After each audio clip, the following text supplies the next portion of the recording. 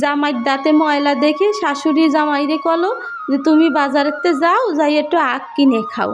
জামাই করলো কি, আখ না কিনে জাম খাইয়ে চলে আসলো। নমস্কার, কিরাম আছেন সকলে?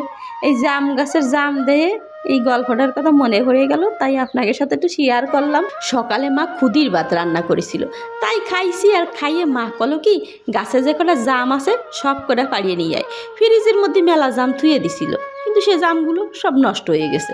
তাই যে কটা ছিল সব পারলাম। আর তারপরে বাবা কলো যে চলো তালি ডাব পাড়িয়ে নিয়ে আসি। গাছে ওঠার আর কেউরি পালাম না। বাবা তাই জন্যই বাঁশের মাথায় একটা কাশি বাঁধতে একটা কোটা বানাইছে। এই কোটা দিয়েই ডাব পাড়া যাবে না। বাঁশ মেলা লম্বা আছে, আবার গাছটা তো বেশি বড় না, ছোটই আছে। বাবার বাড়ি আসলি পর মা বিভিন্ন পদে রাঁধতে মুহির সামনে দেবে না যে কি খাবা শোনা, কি খাবা। বাবা কবে না যে কি খাবা বাজারের থেকে কিনে এনে দেবে না, গাছের থেকে পাড়িয়ে দেবে না ফ্রেশ ফ্রেশ।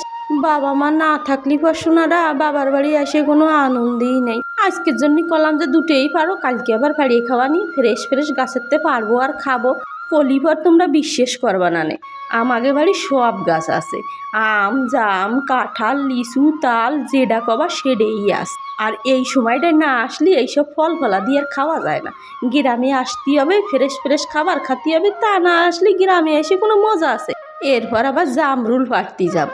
আর দেখছো গাছে কি পরিমাণ তাল ধরিছে, কিন্তু তাল গাছে ওঠার মতো কোনো লোক পাওয়া গেল না।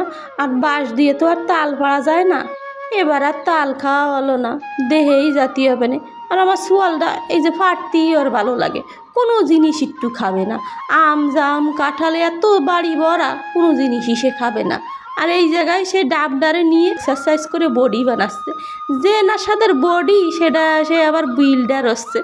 যাই হোক, মজা পায়, আনন্দ পায় ছেলেবেলেরা। বাড়ি আসলি, গ্রামে আসলি, এইটাই ভালো লাগে।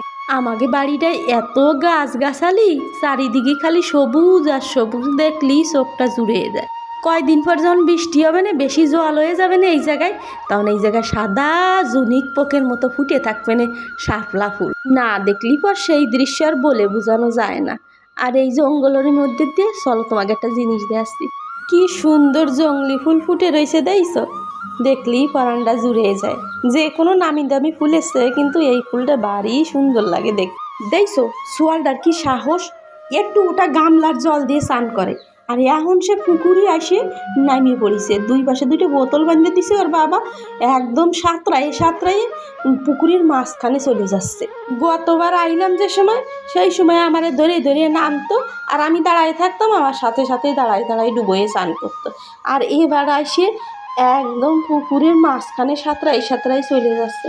মা গো মা, কি সাহস, দেখলি একদম পরানটা দগ দগ করতেছে এখনই। তারপরে ওর বাবা আছে, ওর বাবা হলো অনেক সতর্ক মানুষ, যার জন্য আর কোনো চিন্তা নেই। আমাকে বাড়ি বসে এবার পুকুরে যেয়ে স্নান করিছে। একটা লাইফ বোট আছে, সেই দেরে নিয়ে সাঁতরাইছে, যার জন্য এতটা সাহস হয়েছে ওর। আর নদীতে যাইয়ে ওর বাবার সাথে যাইয়ে স্নান করে।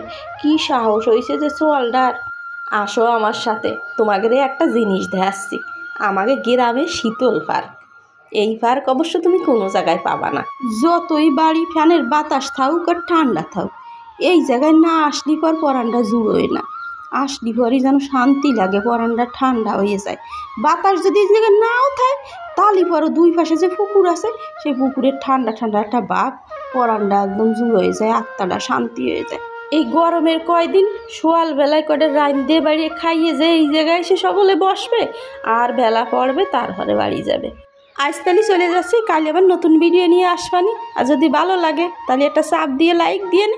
আর দিদিরই কিছু বলতে ইচ্ছে করলে কষ্ট করে একটু কমেন্ট করে নে। টাটা।